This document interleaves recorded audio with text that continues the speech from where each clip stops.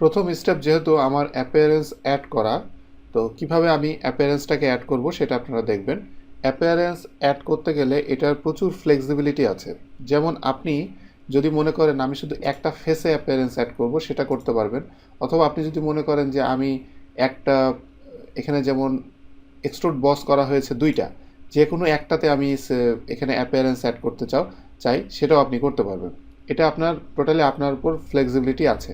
যেমন আমি এই যে এক্সট্রুড বস যেটা, এটা আমি সিলেক্ট করলাম, যেটা নিচেরটা, এটা আমি সিলেক্ট করার পরে এখানে যে অ্যাপিয়ারেন্সের আইকন দেখতে পাচ্ছেন, এখান থেকে আমি এই যে মেটালের ভিতরে স্টিলের ভিতরে আমি একটু নিচের দিকে গেলে মেশিন স্টিল পাবো।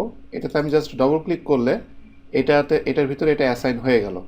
এবং আমি এই যে ডিসপ্লে ম্যানেজার যেটা, এটার ভিতরে আমি গেলে এখানে দেখতে পারবেন মেশিন স্টিল যেটা, সেটা এই মুহূর্তে অ্যাসাইন করা হয়েছে।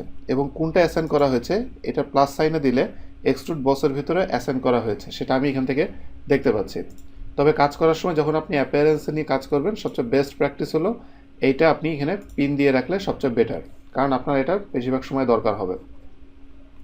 এবং এখানে আমি যদি মেশিন স্টিল যেটা, এটা আমি রাইট বাটন ক্লিক করি, তাহলে এখানে দেখতে পারবেন এডিট অ্যাপিয়ারেন্স।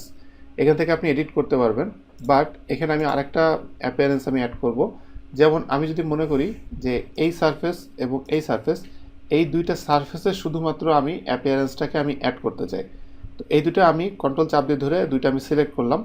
করার পরে আমি যেটার ভিতরে আমি অলরেডি অ্যাপিয়ারেন্স আমি অ্যাড করেছি, মেশিন স্টিল যেটা আমি নিয়েছি, এটা রাইট বাটন ক্লিক করে আমি যদি অ্যাটাচ টু সিলেকশন আমি যদি ক্লিক করি, তাহলে এখানে আমি যে দুইটা সারফেস সিলেক্ট করেছিলাম, সেই দুইটা সারফেসেও এখানে অ্যাড হয়েছে।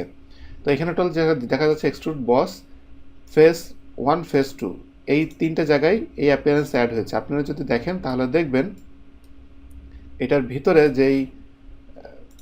যে সারফেস আছে, এই সারফেসে কোনো কিছু অ্যাড হয় নাই, বাট ভিতরে এটা এক্সট্রুড বসের অংশ, যার কারণে ভিতরের ওই সারফেসটাতেও অ্যাড হয়েছে। তার মানে এভাবে আপনি চাইলে আপনার মতো করে, নিজের মতো ফ্লেক্সিবিলিটি আছে, এভাবে আপনি অ্যাড করতে পারবেন। এবং আমি যদি এটাকে এডিট করতে চাই, আমি পুরাটাকে ধরে আমি মেশিন স্টিলটাকে আমি চেঞ্জ করে দিতে চাই, জাস্ট রাইট বাটন ক্লিক করে এডিট অ্যাপিয়ারেন্স দেব। এবং এটা দেওয়ার পরে আমি এখান থেকে, আমি যদি মনে করি এখান থেকে আমি যে কোনোটা চেঞ্জ করে দিতে চাই, একটু কার্বন স্টিল আমি যদি দিতে চাই, কার্বন স্টিলে আমি জাস্ট ডবল ক্লিক করলাম, ওকে, দেওয়ার পর এখানে কার্বন স্টিল হয়ে গেল। তাহলে এখানে বোঝা যাচ্ছে যে কত সহজে আমি এটাকে চেঞ্জ করতে পারছি, এবং আমি মাল্টি সিলেকশন করেও আমি এভাবে অ্যাপিয়ারেন্স অ্যাড করতে পারছি।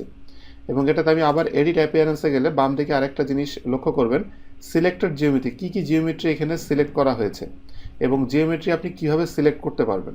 যেমন আপনারা দেখেছেন যে ফিচার ম্যানেজার ট্রি থেকে আমি সিলেক্ট করেছি এবং ফেস ম্যানুয়ালি সিলেক্ট করেছি। আর কীভাবে আমি সিলেক্ট করতে পারবো, বাম দিকে যদি দেখেন সিলেক্ট ফিচার্স, যেটা ফিচার আমি সিলেক্ট করেছি। এরপরে এখানে আপনি সরাসরি ফুল আলাদা একটা বডি আপনি সিলেক্ট করতে পারবেন। দ্যাট মিনস আপনি ফুল বডির জন্য আপনি একসাথে সিলেক্ট করে আপনি অ্যাপিয়ারেন্স দিতে পারবেন।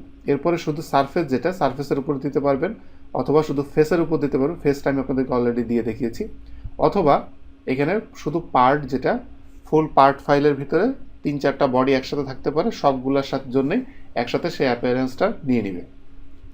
এই কয়েকভাবে, তার মানে এখানে যেটা দেখা যাচ্ছে যে প্রচুর ফ্লেক্সিবিলিটি আছে।